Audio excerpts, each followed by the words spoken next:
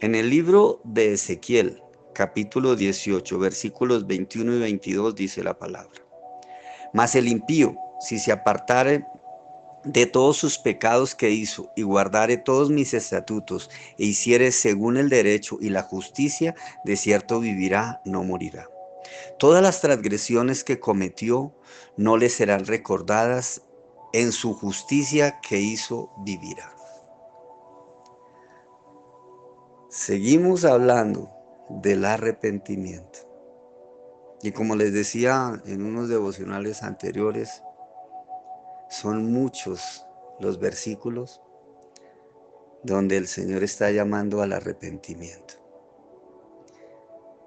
Y cuando habla del impío, habla del inconverso, habla de aquel que no sabe, habla de aquel que no conoce a Dios. Ese es el impío.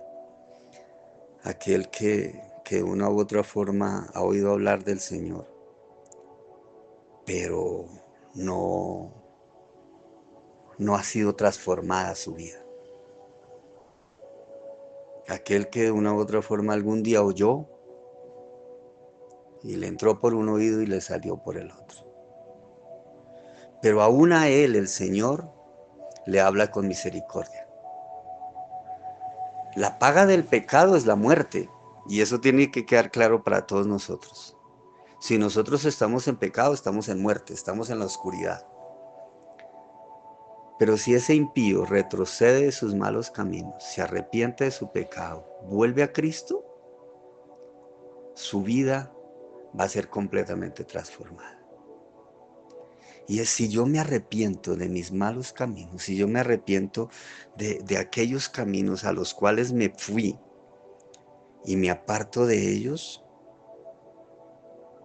y abandono todos mis pecados, ciertamente el Señor se apiadará de mí. Y yo tengo que entender que esos reglamentos, esos estatutos del Señor, como lo dice aquí este libro de Ezequiel, está hablando de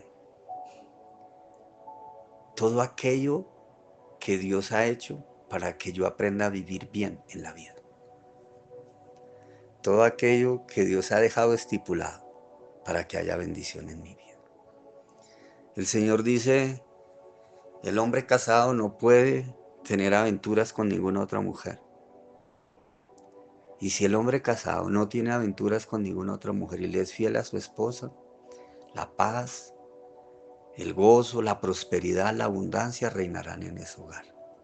Porque Dios estará presente allí porque Él está obedeciendo una ley de Dios. El Señor habla también de aquellos novios que se respetan y que se valoran y que esperan al matrimonio para poder consumar su relación. Si ellos mantienen relaciones antes de ser casados, se llama fornicación. Y es un pecado que conduce a la muerte. Pero si la persona se guarda y llega al matrimonio virgen, el Señor les va a entregar un matrimonio de bendición. El Señor habla del empleado que tiene que guardar sus horas de trabajo, ser responsable, ser cumplidor.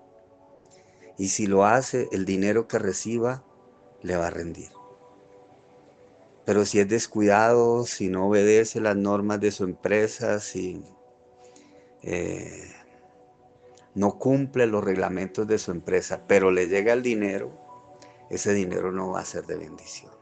Dice la palabra que será dinero que se echará como en bolsillo en saco roto y no va a ser de bendición, no rendirá para nada. Eso es lo que Dios quiere, que nosotros nos arrepintamos de todo ese tipo de cosas malas que hacemos. Y si hacemos las cosas según el derecho, según la norma, según lo estipulado por Dios, según lo que Dios quiere para nosotros como sus hijos, de cierto viviremos. Y aquí cuando el Señor habla de la vida, habla de una vida en bendición, no una vida en sufrimiento. Una vida en bendición, una vida sin enfermedad, una vida sin necesidades económicas, una vida sin sufrimientos, porque el Señor es lo que quiere que nosotros tengamos. Y aun si hay enfermedad, aun si hay escasez, el Señor traerá sanidad y el Señor traerá la provisión. Porque ese es el compromiso que Él asume con aquellos que cumplen sus estatutos.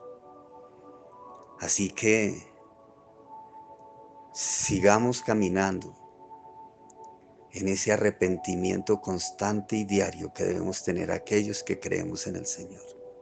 Y con plena seguridad, con absoluta seguridad, el Dios misericordioso se acordará de nosotros y no traerá ninguna plaga sobre nuestra vida.